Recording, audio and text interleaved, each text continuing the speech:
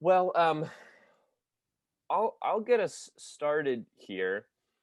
Um, First, I want to say welcome to everybody. I'm glad you're here. Uh, Despite this being a virtual space, I think it is still a sacred space and still an important space to be in, given the topic of our discussion and the topic of this class. Um, so I'm just want to express gratitude that you're even present here and choosing to show up. And that is whether you have read the book, whether you're still reading the book, whether you don't intend to read the book but want to watch the videos and sit in on this class um, and be a part of the discussion. Um, thank you, thank you for being here. Um, Before we move forward, I want to open us up in prayer. And before I open us up in prayer, I am going to we're going to have a 1 minute of silence, as this week has been um, full of unrest. Mm. It has been full of reminders and incidents of police killings. Um, and I want us to take a moment, just 1 minute, to remember those who have lost their lives to police violence, um, or whose stories are still being told, and juries are still out. So let's enter into a moment of silence, and then I will open us up in prayer.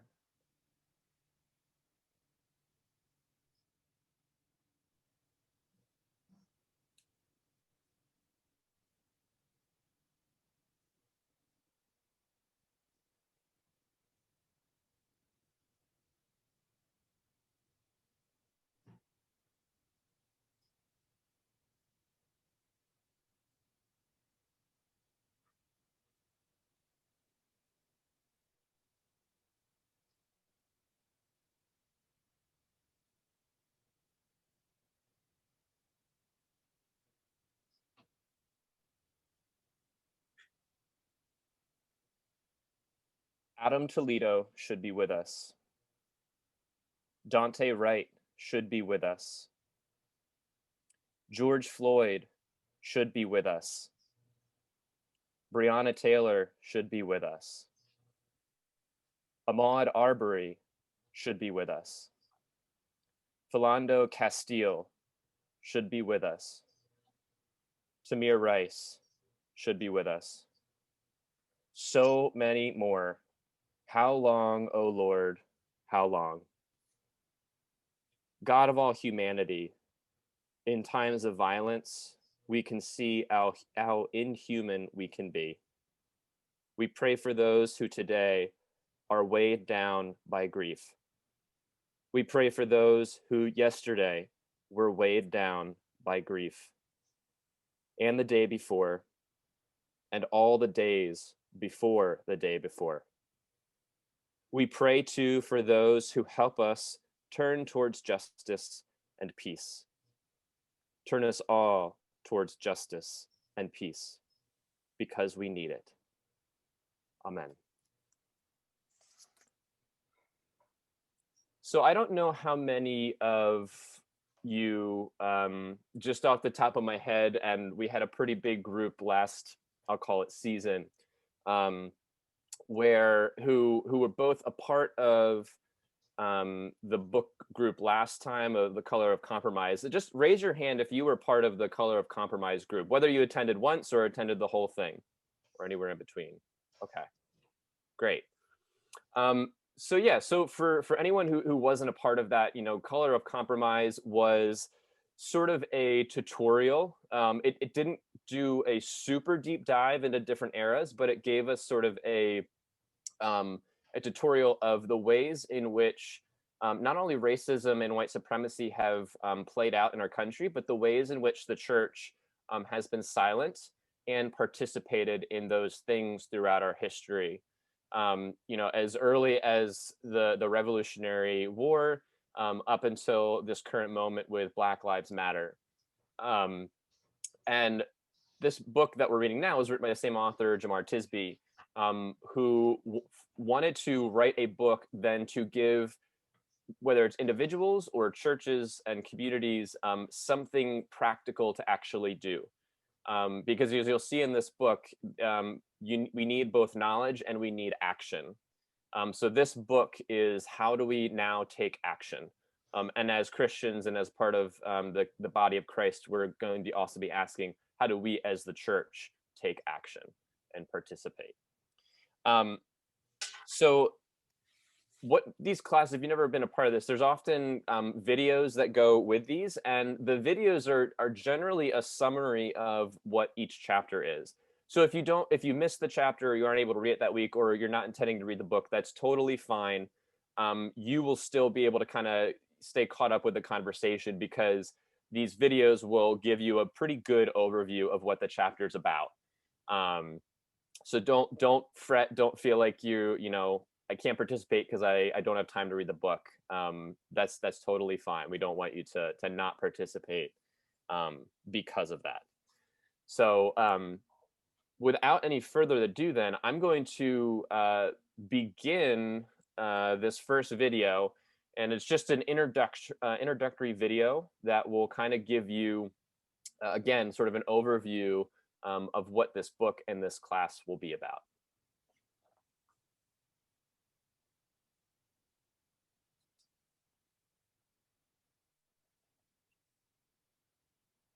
Anything would change, and we had no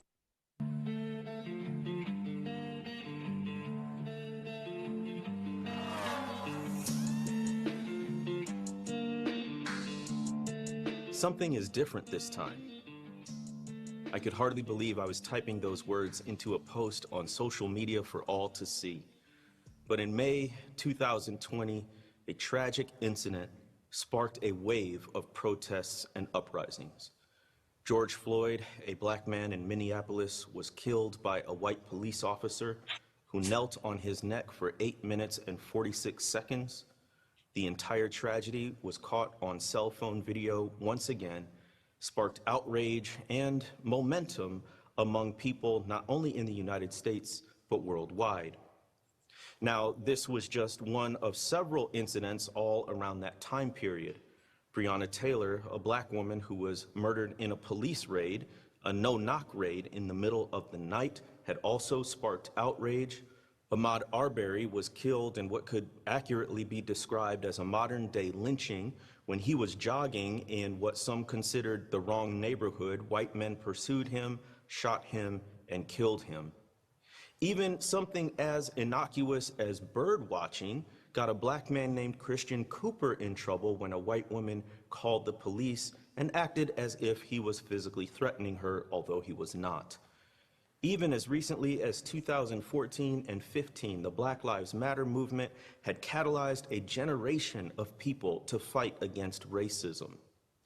But even after all of that, we had no indications that anything would change, and we had no indication that the murder of George Floyd would cause something different to happen in the nation. And yet the signs of change were undeniable. NASCAR banned the Confederate flag at its races. The Dixie Chicks became the Chicks. Corporations like Nike and Uber gave their employees a paid day off to commemorate Juneteenth.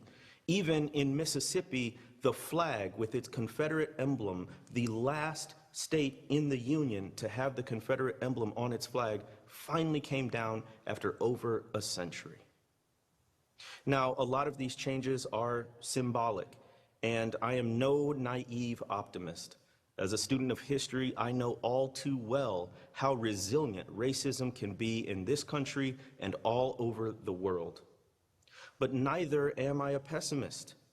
I won't refuse to acknowledge signs of progress when they appear. But only time will tell if these changes result in lasting transformations in our society, if they'll result in more equity and justice. What I do know is this: any change we've seen, any progress when it comes to racial justice has come about through the determination of a small but committed group of individuals who chose to fight racism and get on this journey toward racial justice and stay on it. History demonstrates, and hope requires, the fundamental belief that when people of goodwill get together, they can find creative solutions to society's most pressing problems. I've been speaking and writing about racism publicly for the past 10 years, and I've lived a life that was pursuing racial justice pretty much my entire life. Wherever I go, from coast to coast, whether at colleges or conferences, I get this question the most often. What do we do? More and more people are starting to recognize the fierce urgency of now when it comes to fighting racism. They recognize that there is a problem, that it is not just a problem of the past, but one that persists in the present, and they want to be part of the solution. Maybe that's you. Maybe you want to be part of a generation that moves us closer toward racial justice. How to fight racism is one response to that question, what do we do? This study prioritizes the practical. A lot of times, if you read a book, for example, they will take those practical aspects of fighting racism and cram them into the back of a chapter or in one chapter of a book. Well, How to Fight Racism is all about the practical aspects of fighting for racial justice. It builds on a model I've been developing called the Arc of Racial Justice. ARC stands for Awareness, Relationships, Commitment. Awareness. That means building our knowledge about race, racism, white supremacy. We have to understand how these things function historically, economically, socially, psychologically, even spiritually. And so awareness means understanding these aspects from an intellectual capacity. The R is for relationships, and it acknowledges that all racial justice is relational. At some point, all of this knowledge that we have, all of the data, the statistics, the charts, the graphs, you have to put a human face on it. That in order to really pursue racial justice, you have to care about people. And we have to get to know people across racial and ethnic lines and develop healthy friendships and collaborations in order to be on this journey together. But a lot of people want to stop at that relational aspect and say, well, you know, I have friends of different races and ethnicities. We get together, we socialize. Therefore, that's enough, and I'm doing my part to fight racism. But it's not enough. The C in the arc of racial justice stands for commitment. And it is a commitment to dismantle racist policies that create or perpetuate inequality and promote policies that promote and create and perpetuate equity and justice. There is no amount of books you can read that will actually change the fact that people of color are incarcerated at disproportionately high rates.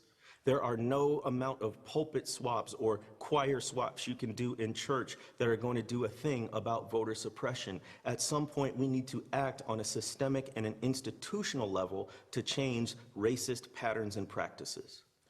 Now, a couple of considerations about the arc of racial justice. First of all, it's not a linear process. In fact, this is a process where we're going to go forward and backwards and around and around. It's one of constant learning. And that gets to the second point. This is a never-ending process. You never just move from awareness to relationships to commitment and then you're done. You're going to constantly be doing those things and building and adding to your capacity as you continue on this journey of racial justice. So, these factors, awareness, relationships, commitment, don't need to exist in perfect balance, meaning you're doing 3 justice practices from one area, 3 from another, and 3 from another. Rather, the 3 practices exist in a dynamic dance that changes cadence and rhythm according to the music of the moment.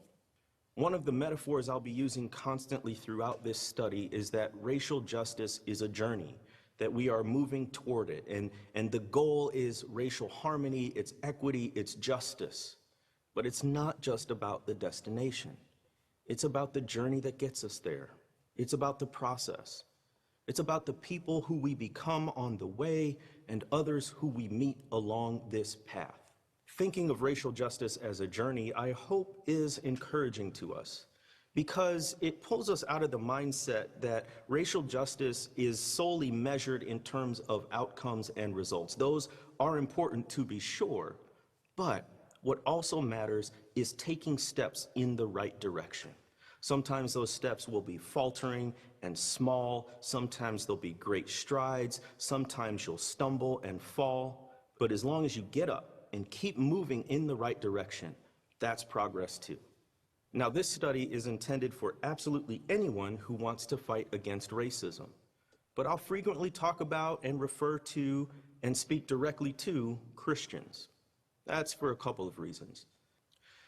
As we look at the history of various places, particularly in the United States, we come to find that Christians were often complicit in the face of racism. Instead of demonstrating a courageous Christianity that stood up in the face of racism, oftentimes Christians were complicit in creating and devising and perpetuating a racial caste system.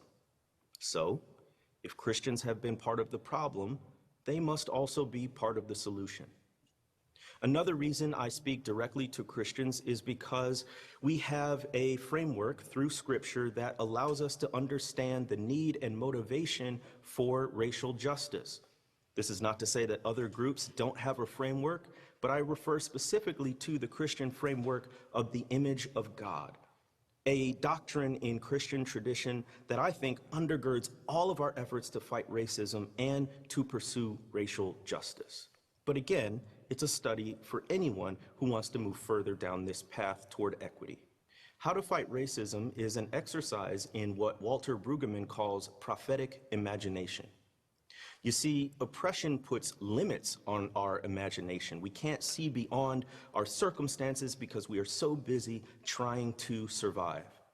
How to Fight Racism calls us to imagine a different future, to envision different possibilities. And so it's an exercise that allows us for a moment to free our minds and imagine ways that we can work against racism to promote a future that we can all embrace and that is inclusive of people across racial and ethnic lines. For some people, the racial justice practices I suggest will be familiar.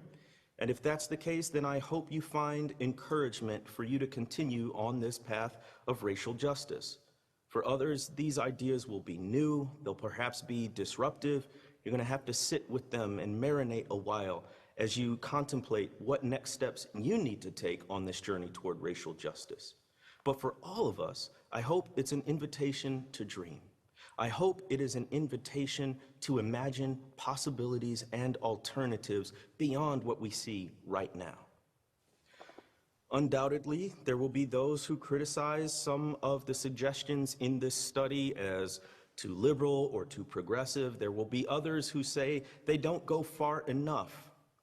But I just encourage everyone, instead of reflexively rejecting some of the suggestions, sit with them, contemplate them, evaluate them based on their potential impact and their potential for change and equity and justice.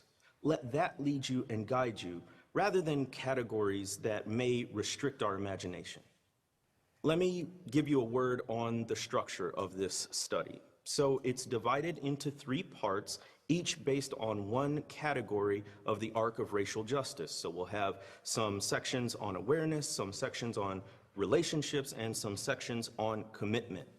In each of those sections, it is further subdivided into essential understandings and what I call racial justice practices.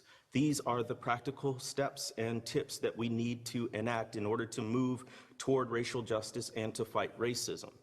The essential understandings provide us with the philosophical foundation in order to take those racial justice steps.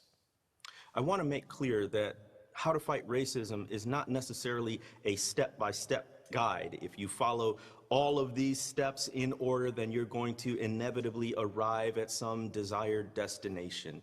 It doesn't work like that. What I hope you'll do is adopt some or several of the practices, and perhaps some of the practices will spur you on to think newly and creatively about different things you might do. I would love to hear stories about what you've done in your part of the world to fight racism and how some of these tips and practices may have helped you in that journey. As we get started on this journey of how to fight racism, I think it helps to think of particular individuals who are exemplars, who have lived this life, who have fought racism and taken massive steps on that journey toward racial justice. A woman named Fannie Lou Hamer is one of my heroes in this regard. She was a Black woman born the youngest of 20 people into a sharecropping family. She grew up poor, she was Black, and she was a woman. So by earthly standards, she had almost every strike against her. And yet, her parents, especially her mother, instilled in her a strong faith in Jesus Christ, strong religious commitments, and then, in her 40s, she became a civil rights activist. She was especially concerned about promoting voting rights for Black people, but she was also concerned about economic justice, not just for Black people, but for poor white people as well. Fannie Lou Hamer's life was already difficult, but when she decided to take her pursuit of justice to the public, it got even more difficult. And yet, she was undeterred. She did not let anyone or anything push her off the path toward racial justice. Hamer said, "If I fall, I'll fall 5 feet 4 inches forward in the fight for freedom. I'm not backing off." Well, she didn't back off, and neither should we. If you're willing to be part of this movement, if you want to be better equipped in the fight against racism, then it's time to take the next step in the journey toward racial justice.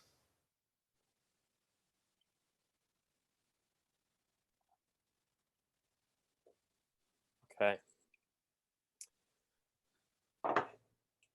So that's a sort of overview of what this particular class and this particular book will be taking us through. I wanted to begin with a question on a statement that Jamar made at the beginning.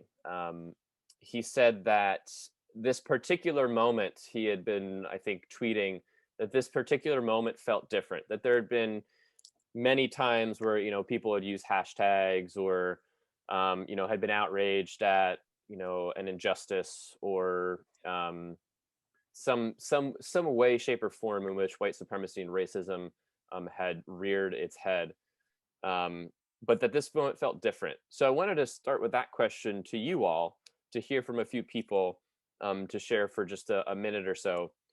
What has felt different to you about this particular moment?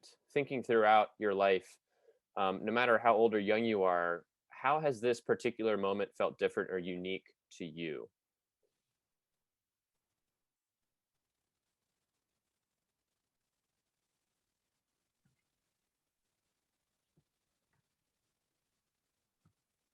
And you can raise your hand, or Kathy, is your hand up?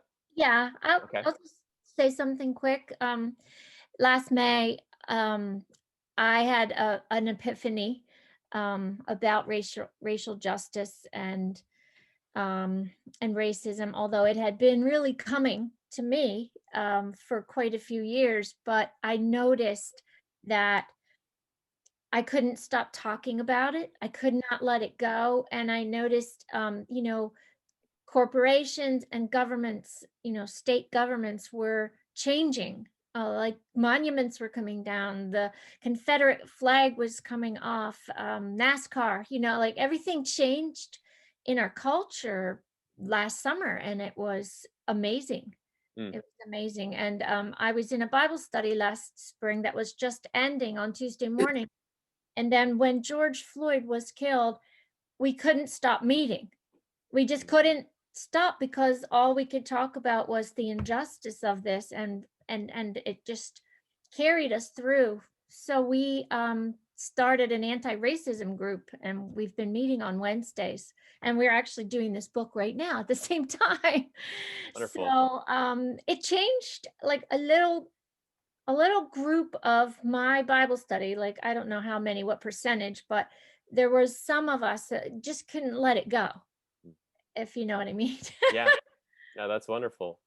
That's wonderful. Thank you for sharing. I see Jeff and Susan Hill, and then I'll come over to Betsy Ballantyne. I think the difference this time is that the police violence is undeniable. This has been going on for years and years and years and years, but without video. Now that we have the cell phones taking pictures of this, it's undeniable as to what is happening. And as a result of that, people are outraged. They're seeing it. And before, there might have been some deniability by the police or whomever, but now it cannot be denied. And it is so gruesome and so terrible that people are just moved in ways they haven't been before. Mm. Yeah, I think you're absolutely right. I think social media has made a huge difference in that it's a place where organizing happens a lot. And, at a time when the Rodney King video, sort of went viral for its time, um, we didn't have these things in our pockets that we could then upload for everybody to see. So we saw one incident, we were outraged, but then we kind of went along. And now it's just we see it over and over, and we can kind of get a sense of the pattern of things. So I think you're absolutely right. Betsy. Well, I think one of the things that, Jeff, I agree with you totally. It was all of a sudden we had our own eyewitness view of what happened, and that changed everything. And Kathy, what you're talking about is getting woke. All of a sudden you got woke. You found out that all this was actually going on, because in your little world of your frame of reference, that doesn't happen. And all of a sudden, with all of the video, and now all of a sudden with movies that we've all watched, we watched a bunch of movies, I think last summer, at least I did, that were on this topic. All of a sudden we had all this information that we were like, what? I mean, oh, great, Dr. Martin Luther King, yay. But then we didn't know a lot of the rest of the story. And we all of a sudden, like with Jamar's the first book, with all of the complicity of the church, we hadn't really recognized that before. We didn't really understand that. And all of a sudden, a lot of people woke up, and that's changed a tremendous amount of stuff. Now, again, what do we do with it? And that's kind of why we're here. And I think in our consciousness of being Christians, we want to do something about it. We want to help. We want to fix. We want to make it better. How do we do that? And I know that's why I'm here. Yeah. No, I think you named something where I think art has actually helped raise an awareness for us. It's one of the awesome things that art can do. Whether that's music, I think music and film in some way, whether that's documentaries or fictional or historical biopics, have helped us see stories that we haven't known before, or fuller pictures of stories we haven't known before. One more, Carol. Oh, sorry, you guys are, yeah, there we go. Okay, I'm sorry. Sorry. We live at Maris Grove, which I would say is almost pure lily white. I know of 3 African Americans who live here, and actually we're friends with them all. But what I also noticed is when George Floyd came about,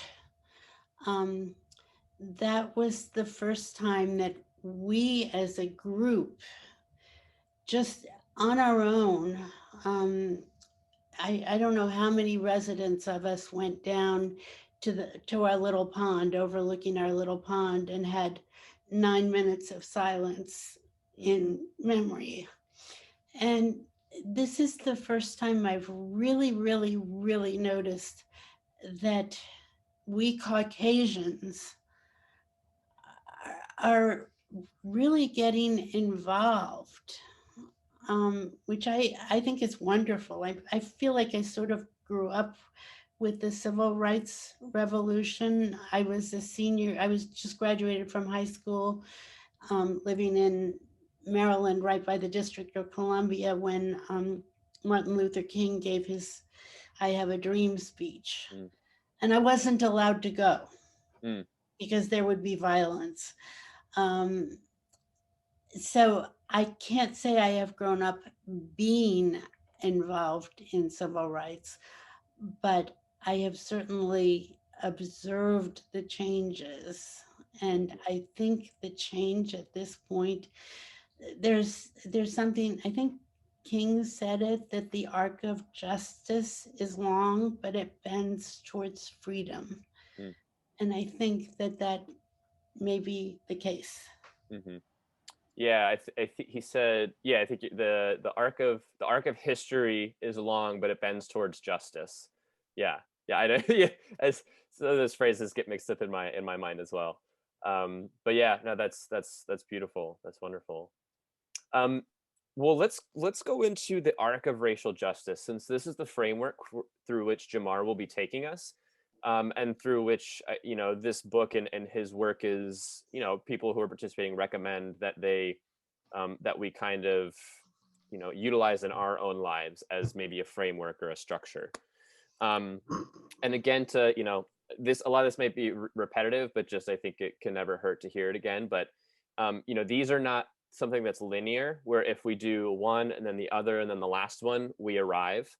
um, this is more of cyclical work, where we'll be, as he says, dynamic, where we'll be find ourselves sort of doing one and then the next and then the next, and then maybe circling back around or jumping across.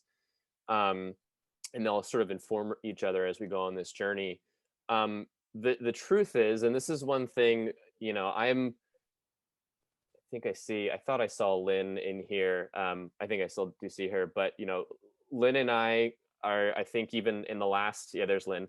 In the last group too, I think she and I were the youngest ones in here, and we think I grew up here, thinking or hearing our generation would change things, and I've actually come to a point where I've realized that my generation will not fix this, and that there are generations after me that will be the ones to fix this, or to make things right.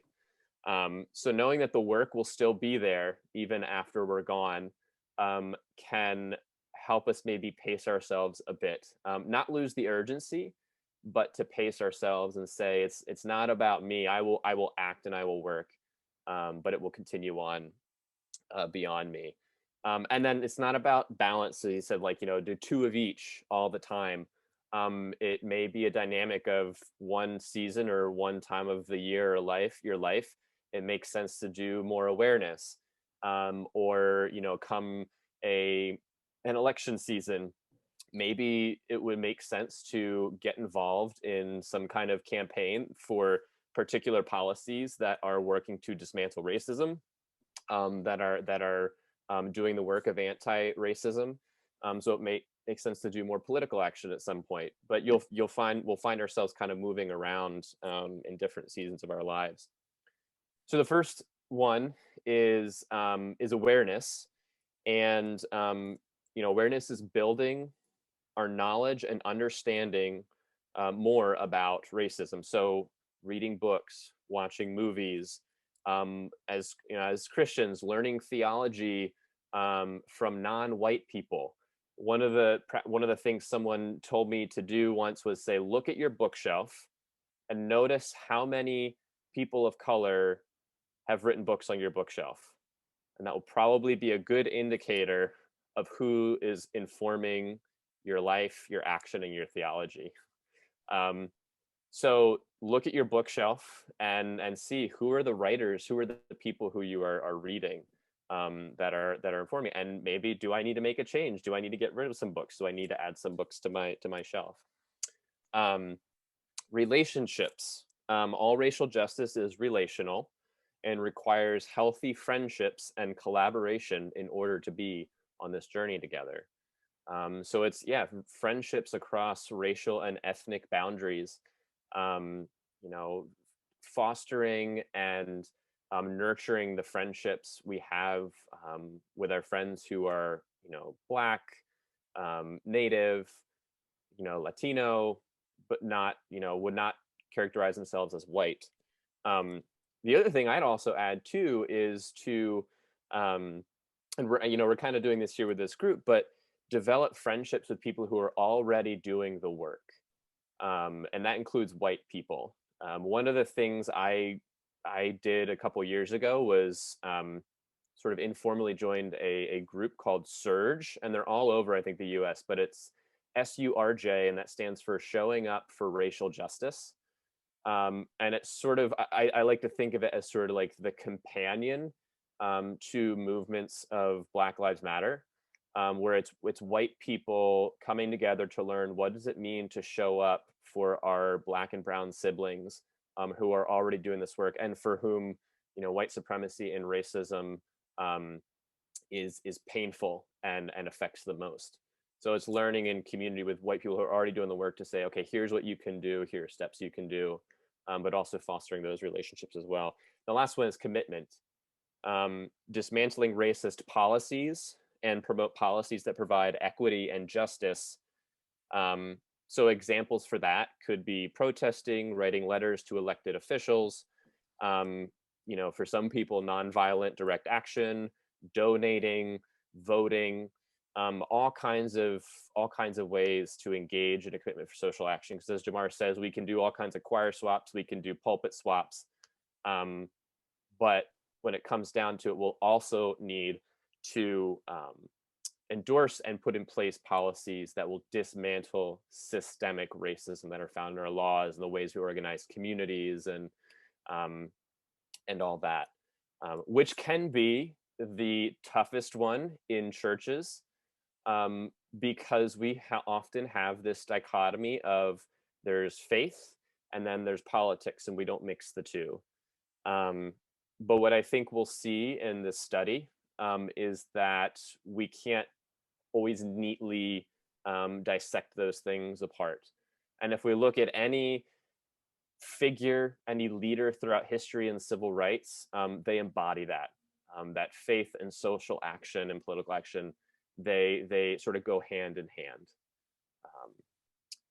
So what I want us to do is just to think a moment about those three things.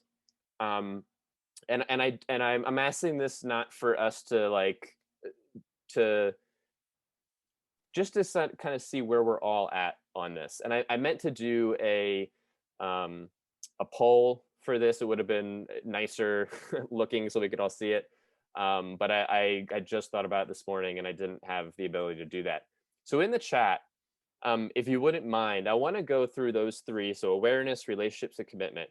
And think for a moment, on a scale of 1 to 10, 1 being the least or worst, and 10 being the most or the best, however you categorize that.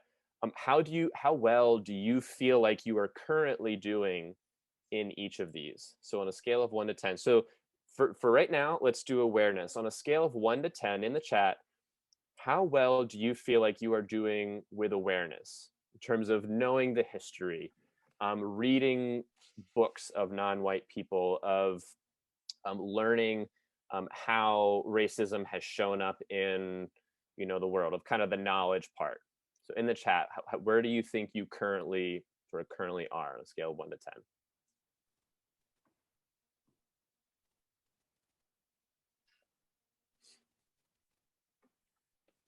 Okay.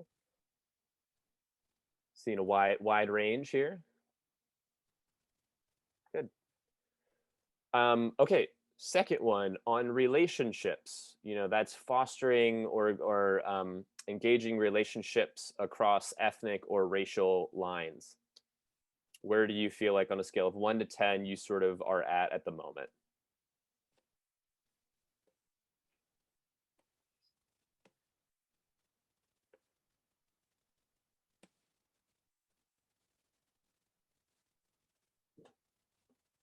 Okay. Again, we have sort of a range. And then the last one, commitment.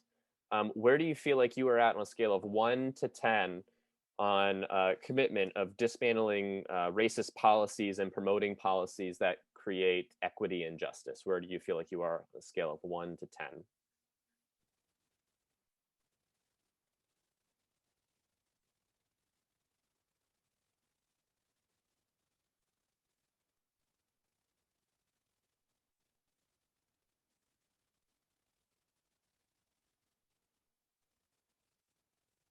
Okay.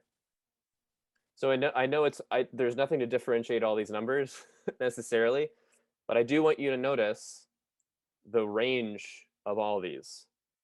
And I want us to look at these non-judgmentally, whether it's of other people or ourselves. We might be doing really great in one area, and we might need to spend a little time in another area. But I just wanted us to see, just so we can kind of get a sense of where we're all at together in this. So I saw anywhere from I don't know if I saw any ones. I saw some twos and saw maybe a couple tens.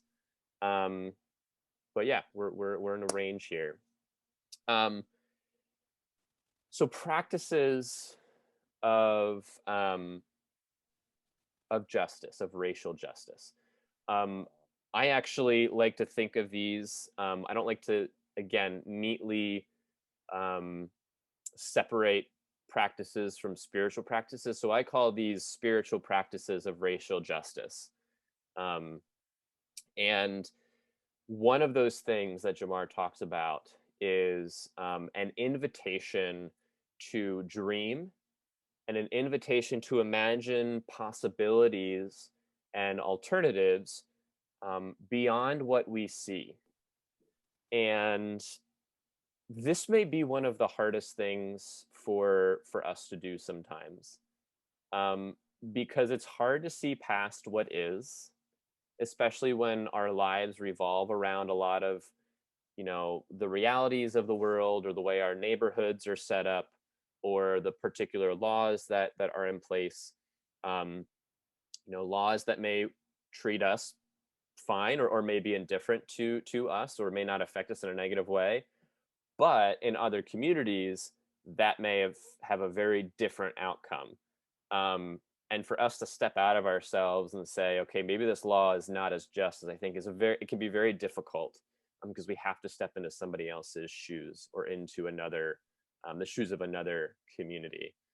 Um, the other difficult part of this too, and we may hear this in some of the sort of rhetoric of social action, of protesting, of people marching, um, that reform is not enough, that we need to reimagine. Reverend Otis Moss III, who is the pastor of um, Trinity Church. Thanks, Kathy. Yeah, I should mention, if anybody needs to leave, don't, you can say bye. I will not be offended. But yeah, leave as you need to. Thanks for coming, Kathy. We'll see you next week. Yeah, so he says that we don't need reform. We need to reimagine. And his reason for that is because so many of the systems of laws, the way things are governed, the way things are organized, again, in our communities, in our country, from their inception, have been set up against people and communities of color. And so his reasoning to say reimagine instead of reform is, why would I want to reform something that has been a detriment to me and my community since its inception? We need to reimagine things, that these things have been invented, and we created these things. We can create something different that is healthier for communities. So it's an invitation to imagine, not just reform, but to reimagine what beyond what we can see. It's also an invitation to reflect and evaluate before we criticize. Sometimes it can be really easy to say, well, I'm for racial justice, but I don't like to do it that way. I think that's the wrong way to do it. And we're invited to step back for a moment and maybe listen and say, okay, I still wouldn't put it into action in this particular way, or maybe necessarily use these particular words, but there's a reason that these things might be happening. One of the most famous lines from Martin Luther King Jr. as of late is that riots are the voice of the unheard. And while he may not have condoned rioting, he said, I understand why people do that in times of racial unrest. Because what do you do? What else do you have left to do when you've been saying it, you've been screaming it, you've been asking for change and fighting for change, and yet again you're found in the same place? So an invitation to reflect and evaluate before we jump to criticism. The last thing is defining success by the actions we take, not by the results we achieve. Again, this work will be beyond us. It will last beyond our lifetimes. So it's not, we shouldn't say, oh, well, we're not seeing any change. It's, this is just completely unsuccessful what I'm doing. We need to redefine or reimagine what success looks like by saying what kind of action and how much, how often, how regularly have we taken action, not what change did it actually tangibly make. Because we may sow seeds and not see the fruit, which is okay. That's kind of that's life in some way. So I have two questions for you, given all that. The first one, who is an example of someone that you have seen or know, or story who have lived out those sort of spiritual practices well in the past? So Jamar named Fannie Lou Hamer. What are maybe some of your, the people you know from the past, or people you look up to, or their stories inspire you to enter this particular pursuit of anti-racism when working for racial justice?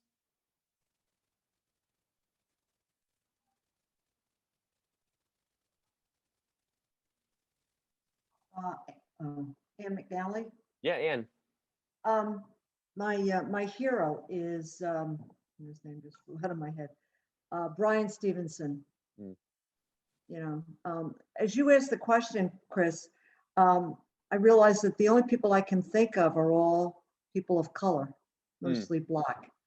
I can't think of any white folk that I know that come quickly to mind. But Brian Stevenson, who I heard at the summit a couple of years ago, is what started me on this journey. Wonderful, yeah. Carol, I see John Lewis. But, oh, you wrote it down? No. Yes, John Lewis. How did you know? I saw one of you must have typed it into the chat. No. Yeah. I Oh, don't no? remember doing that. Oh, Carolyn, Yep. Carolyn and Paul. Sorry. Yep. Sorry, Carolyn's over here waving her hand. Sorry, Kate, would you like to say any more about that, Carolyn? I just think he was a wonderful human being, and the way he spoke publicly and how he interacted with people on a general level, he was just so awe-inspiring. He's the kind of person I would hope we could be. Yeah. Carol Schwartz.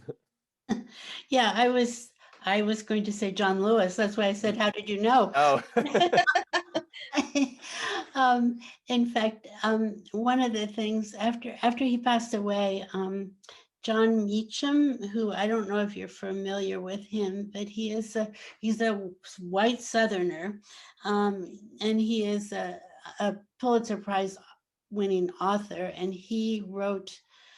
It's not really a biography of John Lewis. It's more of the history of him in the civil rights movement. And it's quite a wonderful book. It was published last August. I bought it for both of my children for their birthdays, which were in September. I actually wrote something about my own experience with civil rights, which sort of inspired my granddaughter to do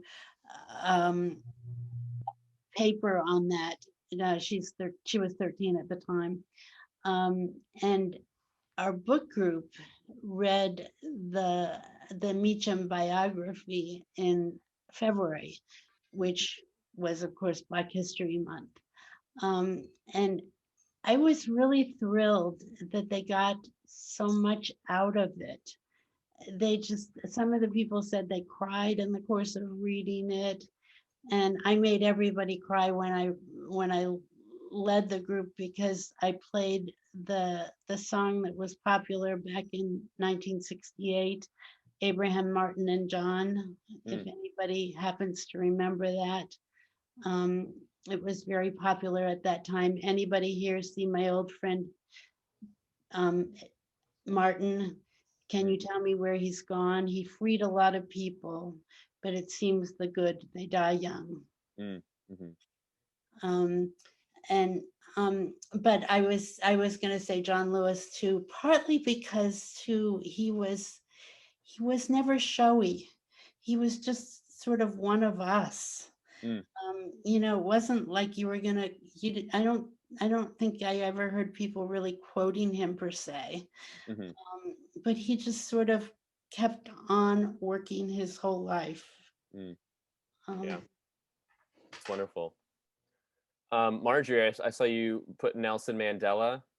Is Marjorie still here? Oh, there she is. Yes, I'm still here. Yeah.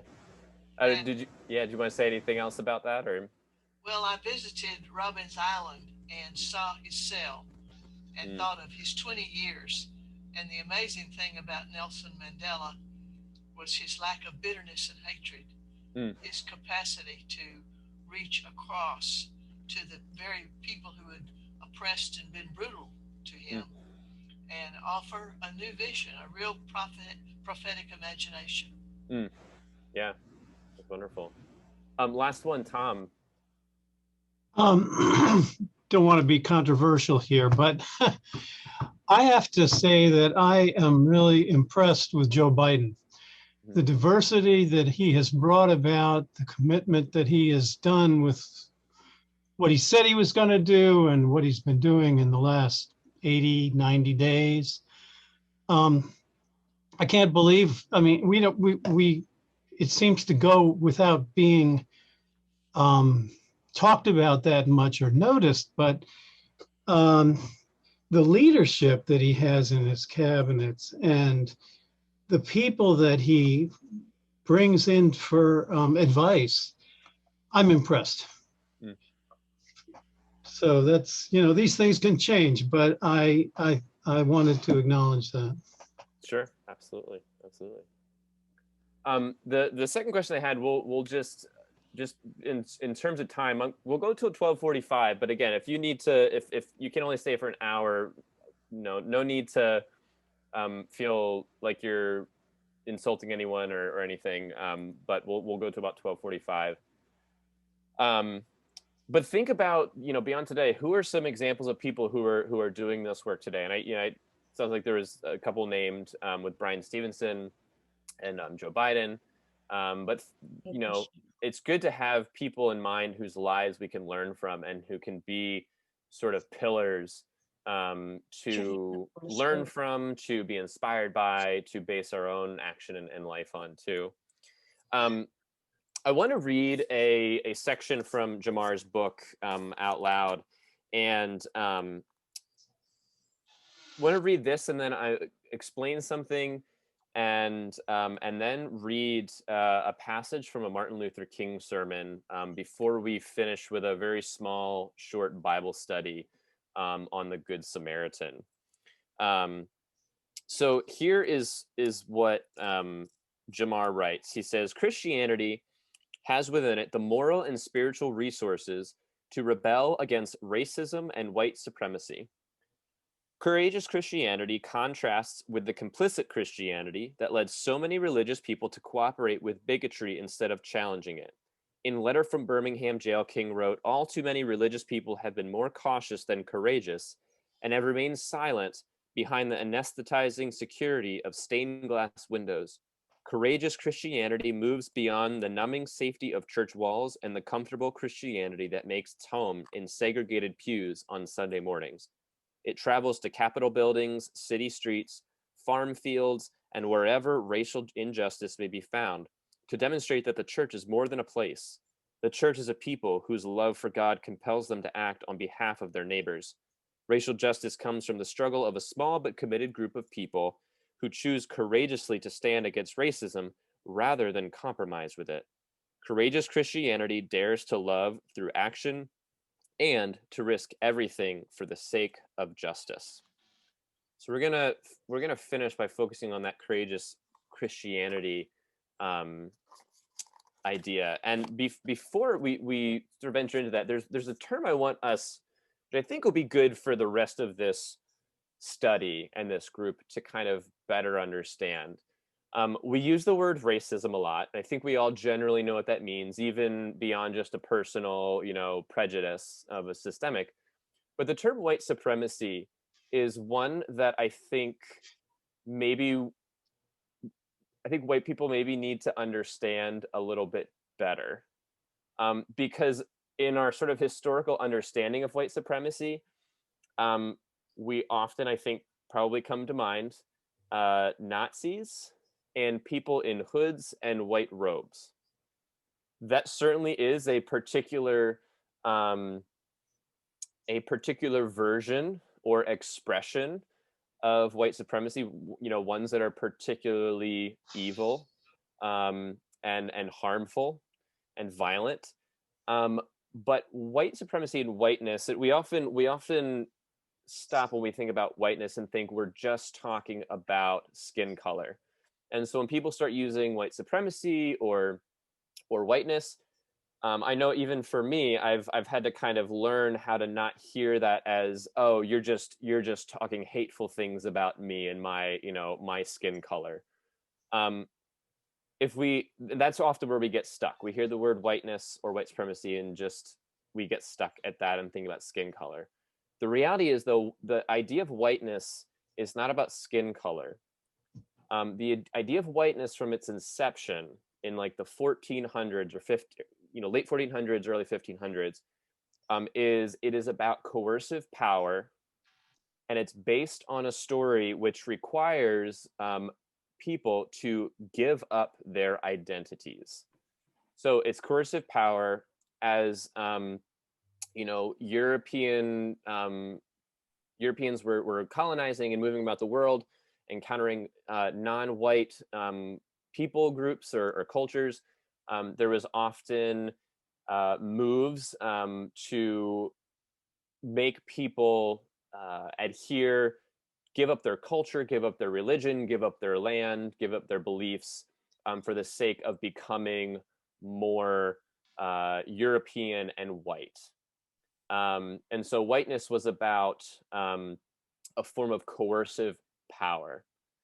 And it required people to give up their identities of the place they were from, the cultural practices they have, their particular religious expressions, and not just Christianity. This was specifically white Christianity, because there were non-white Christians who also were coerced and told to leave their identities.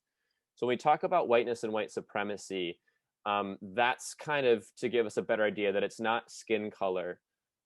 It is about the ways in which whiteness and, in a sense, skin color has been prioritized or seen as higher throughout history. And when we say white supremacy or whiteness today, there are different ways that maybe pops its head up or appears in our particular culture and time in history.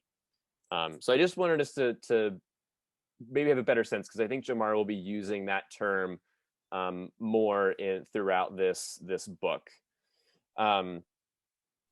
Before we get quickly into this Bible study, I wanted to read a passage from a sermon by Martin Luther King Jr. It's in this book, Strength to Love, which is a sort of compilation of sermons. I think it's like 10 or 15 sermons of his in here.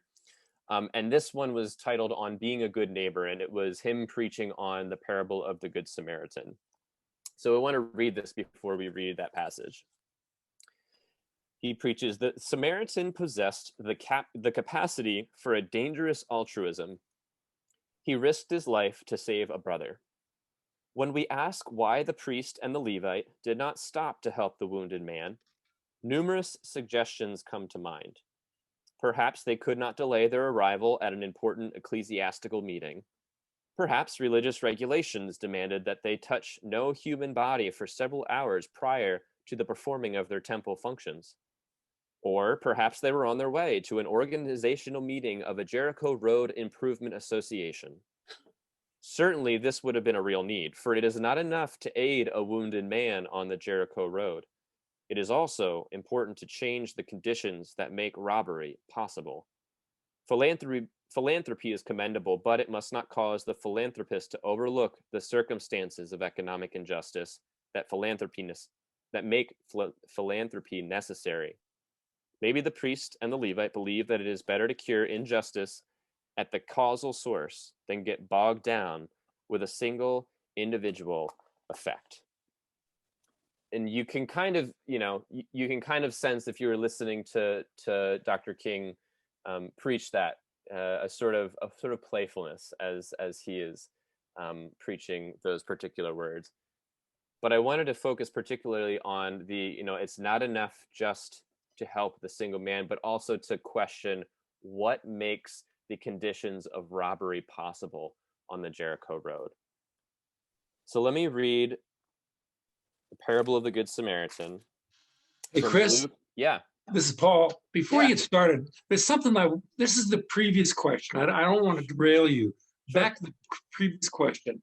Sure. As to people who've had influence, particularly white people.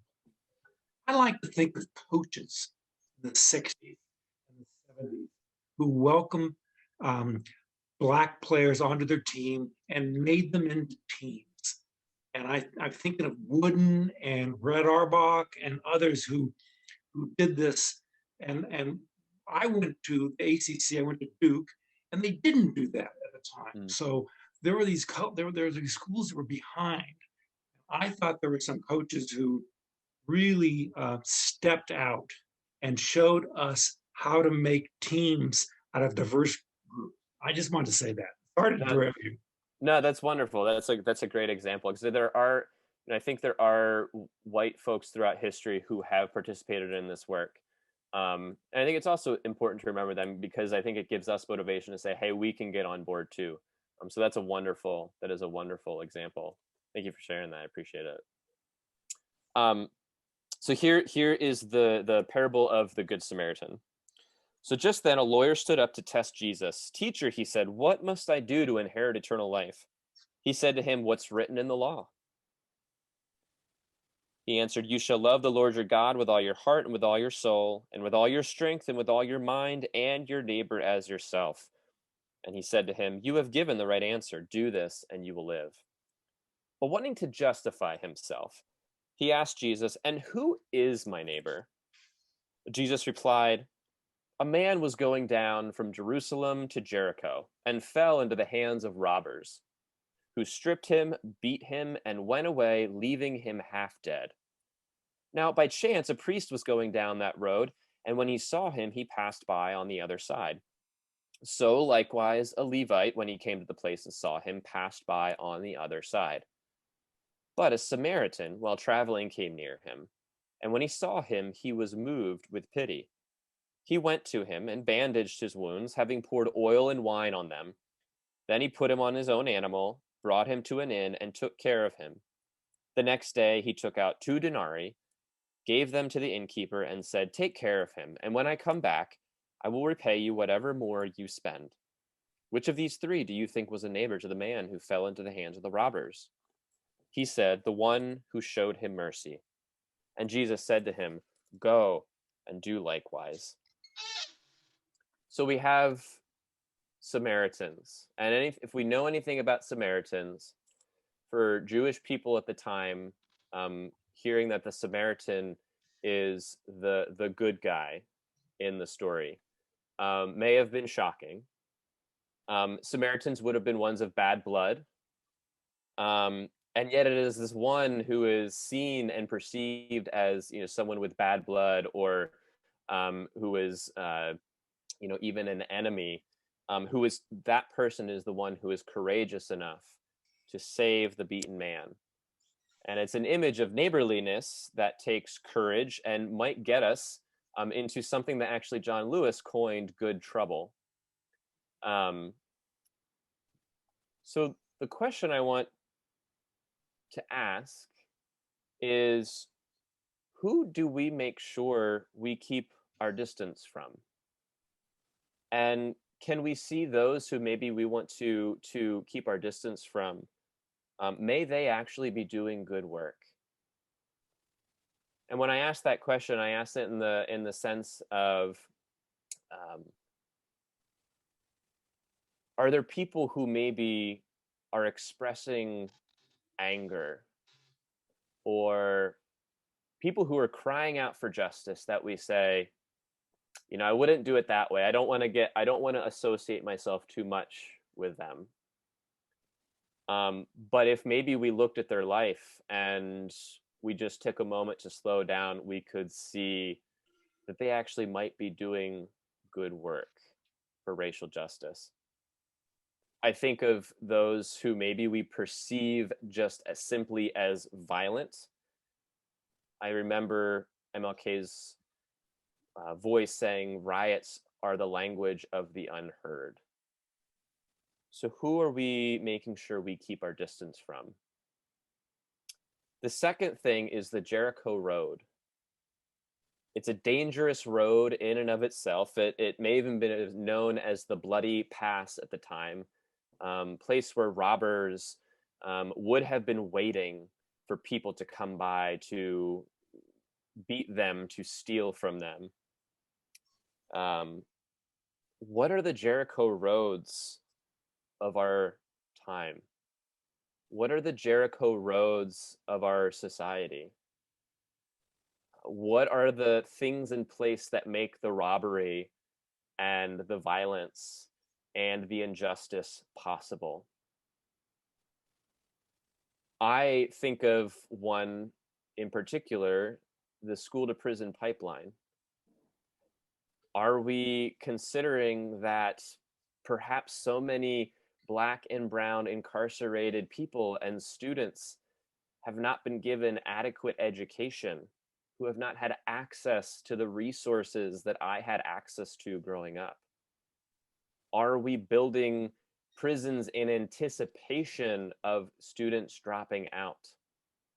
Or are we building systems of education and public health that are nurturing students' learning and well-being from the very beginning and giving everyone equal access? Where are the Jericho roads of our society? And the last thing is not so much, well, there is a question, I guess, in this. The Samaritan passing along that road chooses to put his body into action. In what ways might we need to put our own bodies, I use that term in sort of a action requires using our bodies in some way. In what ways might we need to put our own bodies in situations that might feel or be dangerous? You know, that could be physical or social. There may be things we need to do that might feel socially dangerous because it might cause conflict with friends or family. It may cause conflict with people with whom we disagree or we thought we agreed. So in what ways do we need to put our bodies into, sort of dangerous places for the sake of our non-white siblings? What ways do we need to take action? Chris? Yeah, Carolyn. I have two comments, two stories that I would like to share. Sure. And it pertains to what you're talking about. A couple of years ago in the Inquirer, there was a story about a group of seniors who were about to graduate from Kensington High School. Now, Kensington High School is located in the worst drug-infested area in the city of Philadelphia. The senior class was trying to figure out what they wanted to give to the school. You will not believe what they wanted to give. They wanted to give a library to that school. And it was published in the Inquirer, so I did contact the teacher who was the sponsor of that class. And I did establish a relationship with them and shared some resources and some knowledge with them. Then unfortunately, COVID came along, as did some health issues within my household. So that had to kind of all be set aside. Now, I'm about to reconnect with that teacher. I'm hoping that we can go forward with something. Think about the privileges that we have had, that we enjoy.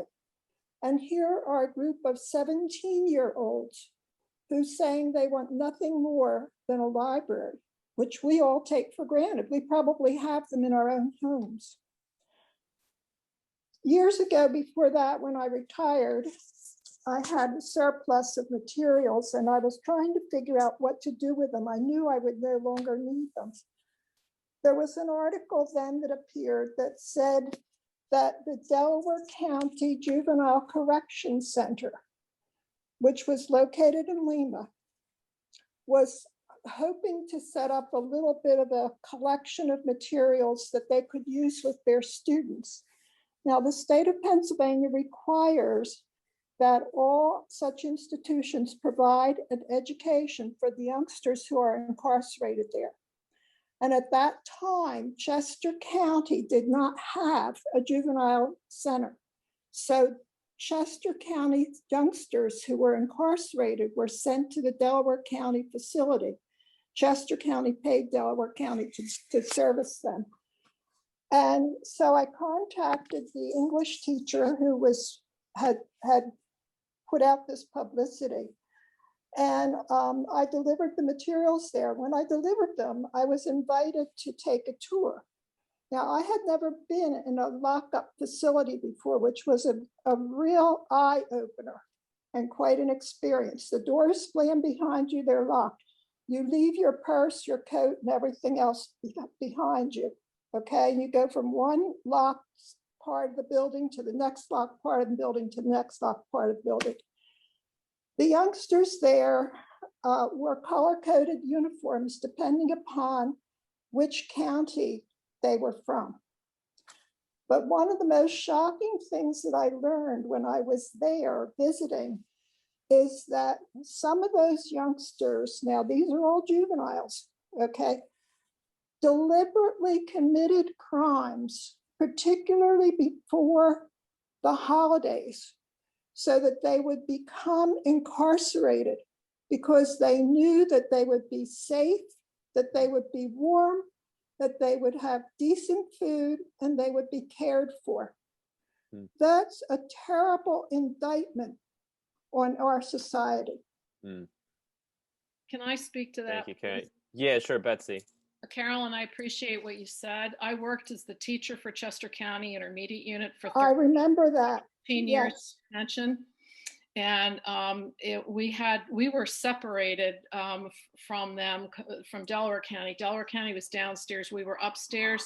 Now, subsequently, obviously, they've built the Copson Center, so the juveniles are handled in our county. And the problem was always logistically how to get kids from Delaware County up to court in Westchester. That was a lot of the issue, because that was before Zoom days when you would have done it, you know, Right. would have done it right in the facility. But yes, you're correct about kids would commit crimes before holidays because they didn't have a lot of support at home. And I think Right. that speaks to one of the things that you're talking about, Chris, is that the problem here is poverty.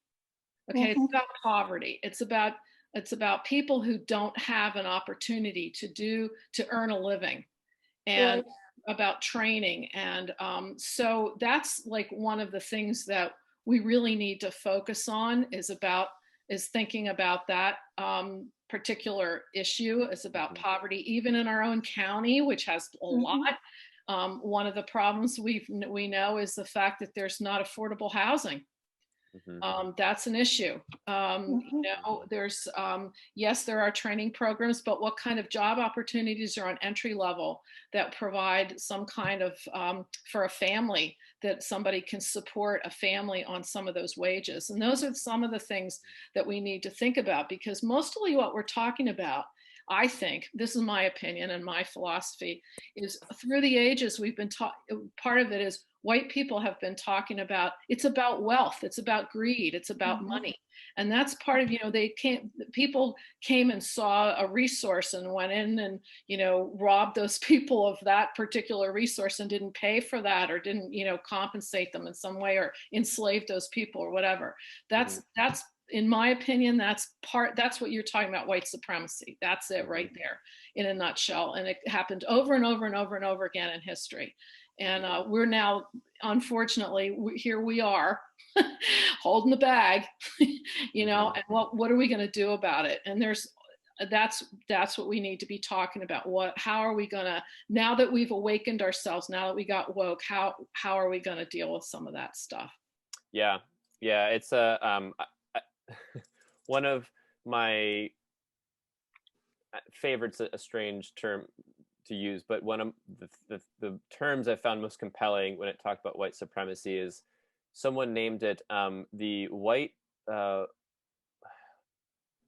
supremacist antichrist poltergeist, because out of a actually hesitation to simply label someone, a human being, as inherently white supremacist, that it is something that possesses and influences, but it's his term to use to say it doesn't have to be that way, and we can break free from it, and we can do better. So that's his term, white antichrist, or white supremacist antichrist poltergeist, I think is what it's sort of a spirit that can inhabit a space, and has for hundreds of years. I see some more hands. Just because we're really over time, I want to just make some comments about next week. Next week will be chapter 2, how to explain race in the image of God. John Frost will be teaching that class, so I hope you're able to make it and join. Same time, 11:30, and you'll be getting into the first the awareness part of the arc of racial justice. So looking forward to joining you next week.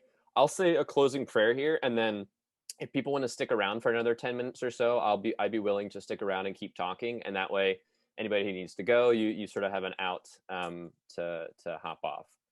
Let me close this in a prayer, though. Holy Creator, we thank you for this space and time. We thank you for the presence of everyone here who has in some way, shape, or form made a conscious decision, inspired by your Spirit, God, to take action, to figure out what it means to work for beloved community that Jesus talked about and embodied so well in his life and ministry.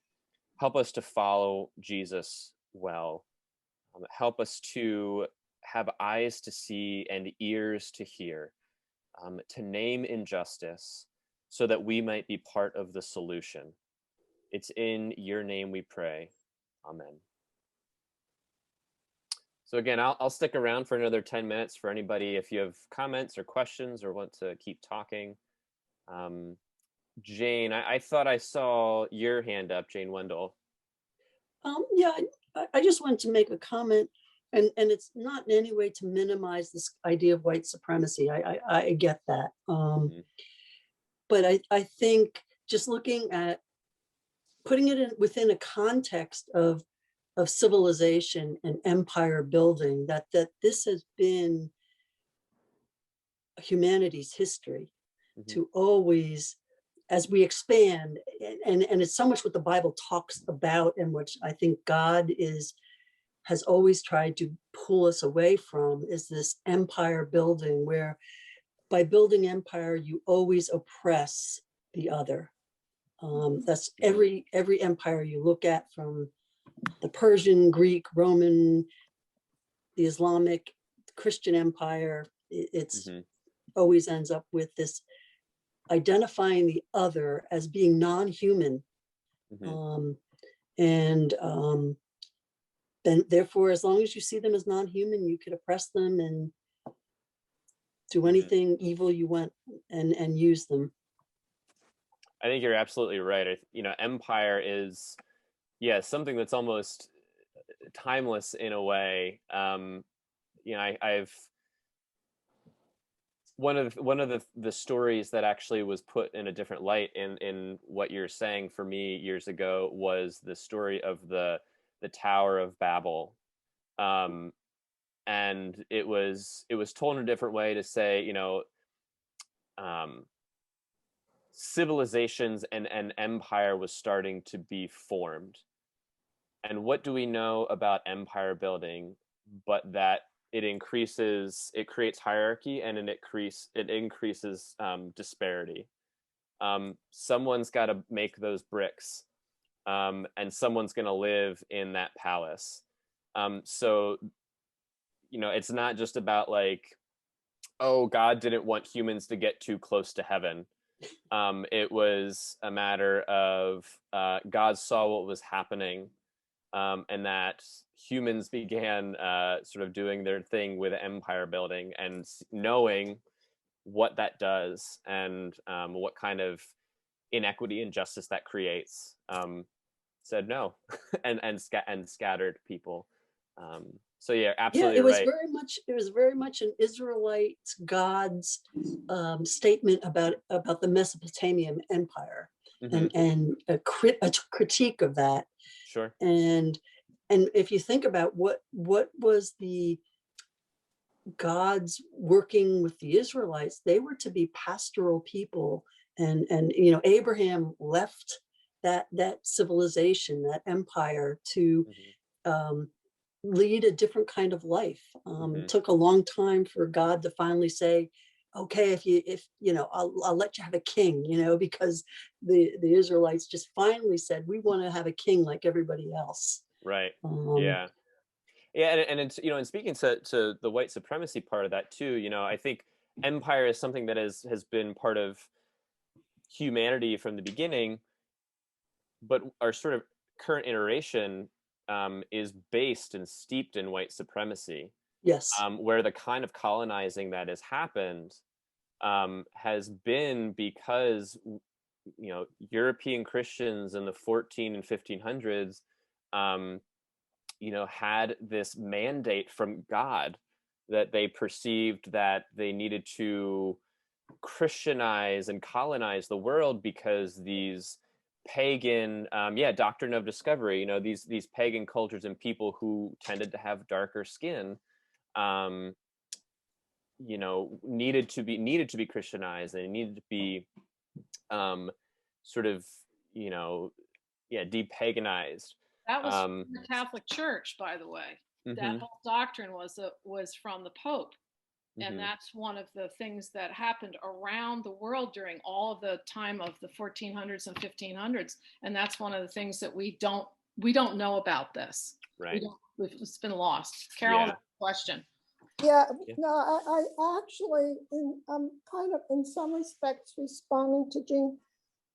When you think about the overall history of mankind, okay, invariably, when you think about empire building, the root cause of just about all of it is man's sinfulness, our sinful nature, and our propensity to feel that we have to have more, that we're in control. Okay, it's the story of power and greed. Okay. Yeah. And that's one of the things I love about the biblical narrative, especially in the prophets, is that the prophets give what Walter Brueggemann coins I think he calls it a counter narrative. So there's sort of the dominant narrative of kings and rulers and empire, and the which even Israel participated in, and even the church today participates in, but that the prophets come in and give a counter narrative, and it's a wonderful thing that that's even included in the biblical canon. That we could have easily said, like, no, leave that stuff out, but it's included, and we have this in our sacred text. Certainly. I mean, I tend to look at the Bible. When you look at the Bible, almost every form of human behavior can be found there. And likewise, almost every form of correction for that poor behavior can be found there too. That's why we need to study it so thoroughly, so deeply, and so continuously. Yeah, it's beautiful. So we're really talking about morals here, right? I mean, we're really talking about what is our moral basis for existence. And so, and Carolyn, you pointed that out well, because you're absolutely right. You can find all this in the Bible. It's all, and people pull stuff out of context on a continual basis to support whatever they think they want to, you know, they're trying to position themselves for. And that's one of the things, and that could be a whole nother class, Chris. Yeah, it's true. That whole moral thing, you know? Yeah. Well, I think of, when you say moral, I think of the phrase, what kind of moral imagination do we have? Rachel Held Evans, so you might be familiar with her. She I forget if it was in a book or a blog post. She basically said, though, you know, we could look at the Bible and make it mean whatever we want. We can read a passage and say, this is what it means. So to say, like, to even say this is what it means, I may say one thing and Betsy may something completely different. We both think we're saying what it is, like, this is what the text means. Right. And what she goes on to say is, it's not so much a matter of, okay, what is the one thing that this means, right, but how do we read script? What lens are we reading scripture through?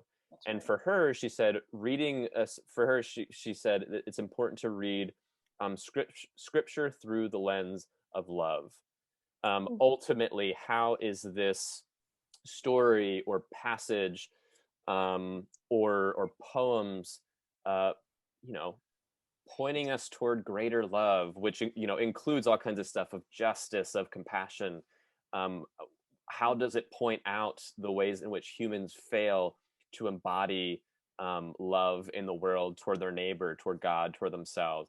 So how do we read these stories through the lens of love? Because we can, you know, we could pull a random story and say, see, and proof text. Right. Right. We can do that all day, but it's more a matter of how do we read scripture through the lens of love, so that it kind of informs us toward, you know, the kingdom of God, or toward, you know, the arc of racial justice bending toward, or of history bending toward justice. And I think, you know, when you read the white supremacist, the Southern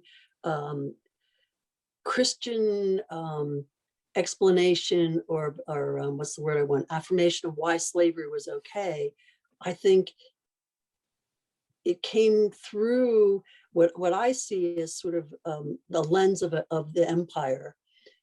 People who read the Bible from that empire lens, to sort of justify empire, allowed them to justify something like slavery.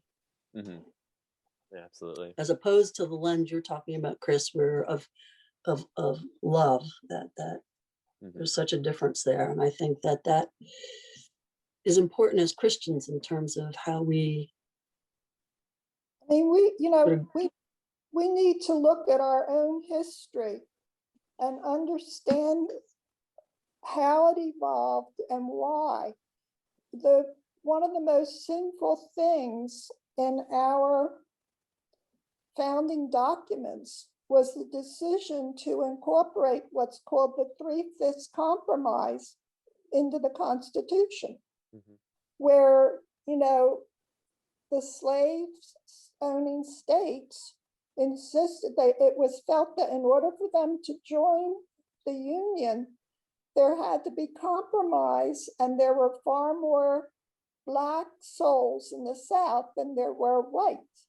So in order to bring them into the Union, they agreed, the Northern states agreed, that the Southern states would be allowed to count 3/5 of a Black person as one person. Well, and that's because they didn't consider Black people human beings. They were property. That's right. So that's again, that whole moral. Yeah, but that, you know, that was the, in my opinion anyway, part of the sinful compromise that was used in order to establish this nation. And we're still bearing the negative results of those decisions. And even before that, you know, the very foundation of which caused that, you know. And we, So it's still, it still gets back to, that basic sinful nature of mankind. right, and I agree with you. And the part of that too is our complicity in allowing that Yes. to occur. And that's Yes. another piece of all of this. Yeah. Yeah, and that's where, and I'll just finish this off because I need to log off. Yeah, where Jamar said, or well, I shared with the Reverend Otis Moss III. So we don't need reform, we need reimagination, and I think that's an example right there of why it may be hard for some people of color to trust fully in a document like the Constitution, when from its inception there were things that did not allow for their full humanity to be recognized. And that's a really big one, but there are other things and systems. Well, we've tried to make amends to a certain extent through some of the amendments to the Constitution, okay? But a lot of it has to do with this and this, the head and the heart. Sure, absolutely. Well, thank you all for joining, and we'll Thanks for hopefully staying see on, Chris. you next week. Absolutely. Have a great afternoon. You too. Okay, Thanks. thank See ya, Bye. buddy. you, Chris. Yep, no problem.